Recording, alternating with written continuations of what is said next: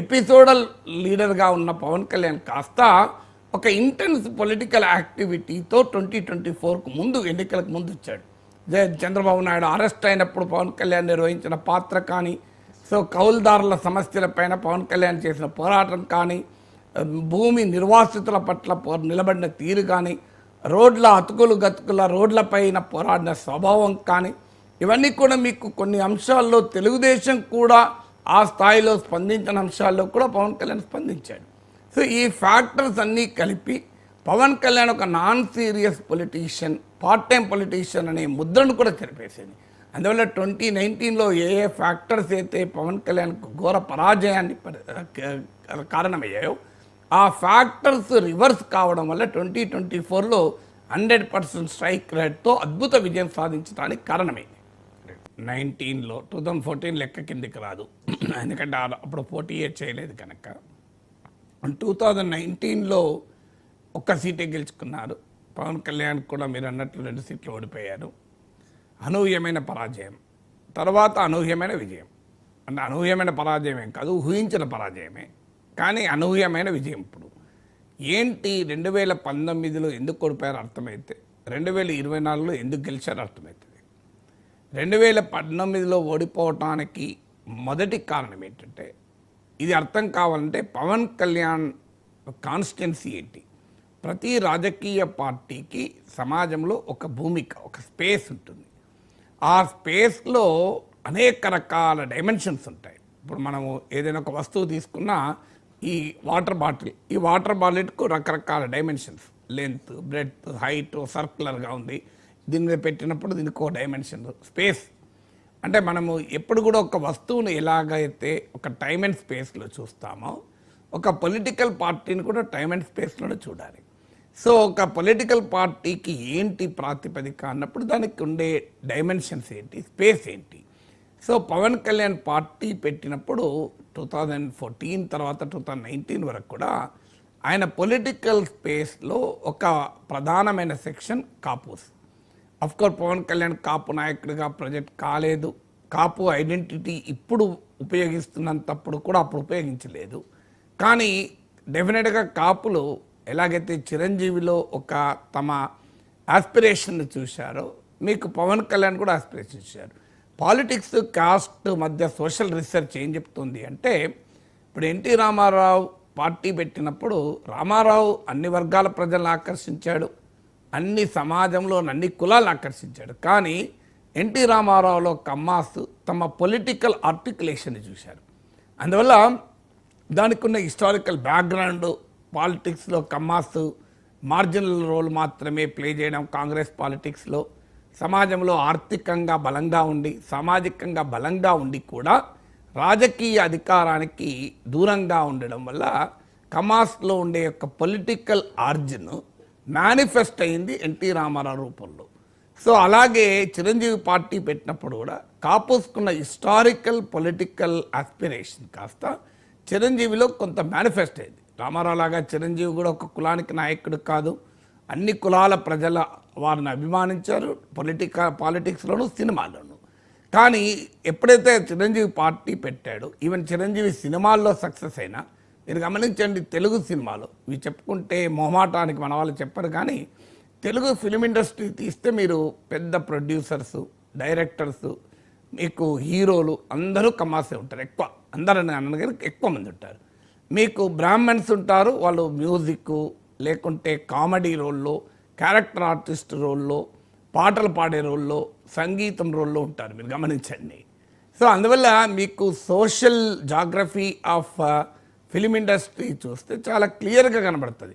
మీరు ఒక ఆదివాసీ హీరో కానీ, ఒక దళిత్ సినిమా రంగంలో హీరోగా లేరేంటి, ఒక మోస్ట్ బ్యాక్వర్డ్ కమ్యూనిటీ, ఒక రజక కులం నుంచో, ఒక నాయి బ్రాహ్మణ కులం నుంచి వచ్చిన వాళ్ళు ఎందుకు హీరోగా లేరు, మీరు ఎక్కడ కనబడరు చూడండి.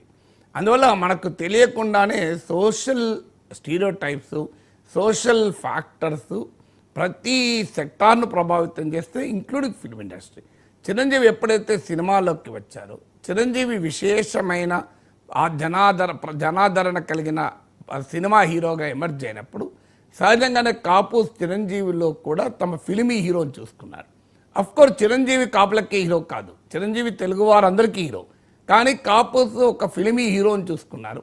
సో ఇప్పటికీ మీరు గమనించండి, నందమూరి బాలకృష్ణ డలాస్ పోతే మీరు కార్లలో పెద్ద ర్యాలీ తీసే వాళ్ళ సామాజిక నేపథ్యం చూడండి, మెజారిటీ కమ్మాసే ఉంటారు. ఈవెన్ టుడే విచిత్రంగా ఉంటుంది. తెలుగుదేశం అభిమానులు ఉండొచ్చు కానీ కమ్మాస్ ఎక్కువ మంది ఉంటారు. డలాస్లో కార్లన్నీ లెక్క తీసి మీరు వాళ్ళ ఓనర్లను లెక్కలు తీయని మీకు తెలిసిపోతుంది ఇది. సో ఇది అంటే అంత కాస్ట్, సినిమా, పాలిటిక్స్ అంత ఇంటర్వోవెన్ అయి ఉంటాయి. సో అందువల్ల చిరంజీవి ఎప్పుడైతే సినిమాల్లో ఒక రైజింగ్ స్టార్గా వచ్చారో డెఫినెట్గా కాపుస్ తమ సోషల్ ఎస్టీమ్ను చిరంజీవిలో చూశారు. చిరంజీవి ప్రజారాజ్యం పెట్టినప్పుడు కాపుస్ సహజంగానే తమ పొలిటికల్ ఆస్పిరేషన్కు ఒక ఆర్టికులేషన్గా చిరంజీవి చూశారు. కానీ ఎప్పుడైతే ప్రజారాజ్యం విఫలమైందో మళ్ళీ జనసేన పెట్టినా కూడా జనసేనను కూడా కాపు సెక్షన్స్ పూర్తి స్థాయిలో నమ్మలేకపోయారు, విశ్వసించలేకపోయారు 2019లో. దానికి కారణం ఏంటి అంటే పవన్ కళ్యాణ్ విడిగా పోటీ చేయడం వల్ల అధికారానికి దగ్గరలో కూడా లేకపోవడం ఒక కారణమైతే, ముఖ్యమైన కారణం ప్రజారాజ్యం అనేటువంటి ఒక అనుభవం కాపు సామాజిక వర్గాన్ని వెంటాడింది. అందుకే ఇది పవన్ కళ్యాణ్ కూడా చెప్పాడు, ప్రజారాజ్యం వైఫల్యం మా మీద ఇట్లా వేళ్లాడుతుందని కూడా చెప్పాడు. సో ఇది మొదటి కారణం 2019లో. అందుకే మీకు 2014లో కాపు ఓటు ఎన్డీఏకు పడితే 2019లో కాపు ఓటు వైసీపీకి పడ్డాయి. ఇలాంటి మీకు అనేక పోల్ స్టడీస్ కూడా తెలియజేస్తుంది. అది మొదటి కారణం. రెండవ కారణం ఏంటంటే పవన్ కళ్యాణ్కు ఉన్న సపోర్ట్ బేస్లో ఒక కాపుసి లేరు. ఇంతకుముందు చెప్పినట్లు అన్ని కులాల్లోనూ ఉన్నటువంటి సినిమా అభిమానులు ఉన్నారు, ముఖ్యంగా యువత ఉన్నారు. ఈ యువత సినిమా అభిమానులు పవన్ కళ్యాణ్ పట్ల అభిమానం ఉన్నా వారికి ఒక ఎజెండా లేదు. వారి వాళ్ళు దేని కొరకు ఫైట్ చేయాలి, తమ నాయకుడు తమ అభిమాన హీరో ముఖ్యమంత్రి అవుతాడన్న రాజకీయ విశ్వాసం వాళ్ళకి కలగలేదు. పైగా వాళ్లకు పవన్ కళ్యాణ్ ఇచ్చిన ఎజెండా లేదు, ఒక రాజకీయ నరేటివ్లో పవన్ కళ్యాణ్ భాగం కాదు. ఇది రెండవ కారణం. మూడవ కారణం ఏంటంటే పవన్ కళ్యాణ్ 2014లో ఎన్డీఏని ఎండార్స్ చేసినప్పుడు ఇచ్చిన హామీ ఏంటి ప్రజలకు, ఇది నేను చంద్రబాబు టీడీపీ బీజేపీని ప్రమోట్ చేస్తున్నాను, వారు పని చేయకపోతే నేను మీ తరఫున రాయబారిగా ఉంటాను, నేను మీ తరఫున ప్రశ్నించే గొంతుకగా ఉంటాను, నా బాధ్యత ఎన్డీఏతో పనిచేయించేది అన్నాడు. కానీ ఏం జరిగింది, 2014 నుంచి 2019 మధ్య కాలంలో ప్రత్యేక హోదా రాలేదు, విభజన హామీలు అమలు కాలేదు, అమరావతి రూపుదిద్దుకోలేదు. మీకు ఇవన్నీ కూడా టీడీపీ పట్ల ప్రజా వ్యతిరేకత పెరిగిన సమయంలో ఆ ప్రజా వ్యతిరేకత జనసేనపై కూడా ప్రతిబింబించింది. కారణం ఏంటంటే జనసేన ఇచ్చిన హామీ, పవన్ కళ్యాణ్ ఇచ్చిన హామీ, ప్రజల తరఫున ఎన్డీఏను అకౌంటబుల్ చేస్తాను ప్రజలకు అని ఇచ్చాడు హామీ. ఎప్పుడైతే ఎన్డీఏ పట్లనే వ్యతిరేకత వచ్చింది, టీడీపీ పట్ల వ్యతిరేకత వచ్చింది, బీజేపీ పట్ల వ్యతిరేకత వచ్చిందో దాని బిల్లులు అనివార్యంగా పవన్ కళ్యాణ్ కూడా చెల్లించాల్సి వచ్చింది.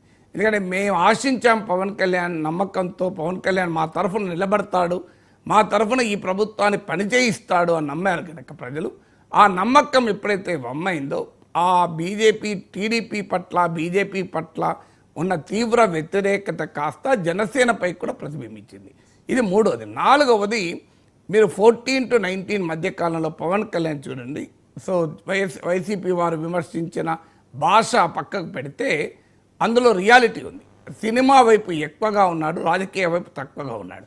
పొలిటికల్ యాక్టివిటీ పవన్ కళ్యాణ్ ఈ 5 ఏళ్లలో ఎపిసోడల్ యాక్టివిటీగానే ఉంది తప్ప రెగ్యులర్ పొలిటీషియన్గా లేడు. ఒక నాన్ సీరియస్ పొలిటీషియన్గా, అడపాదడపా వచ్చేటువంటి ఒక రాజకీయ యాత్రికుడిగా, ఒక పొలిటికల్ టూరిస్ట్గా ఉన్నాడు. అందుకే వైసీపీ సినిమా తక్కువ, ఇంటర్వ్యూలు ఎక్కువ అని విమర్శించింది. సో పార్ట్ టైం పొలిటీషియను ఒక పొలిటికల్ యాక్టివిటీ ఇదే 24 hour యాక్టివిటీ. ఆ యాక్టివిటీలో నిరంతరం ప్రజల్లో ఉన్న వాళ్ళనే ప్రజలు అభిమానిస్తారు. కానీ పవన్ కళ్యాణ్ హోల్ హార్టెడ్గా పాలిటిక్స్లో దిగలేదు. కారణాలు ఏమైనా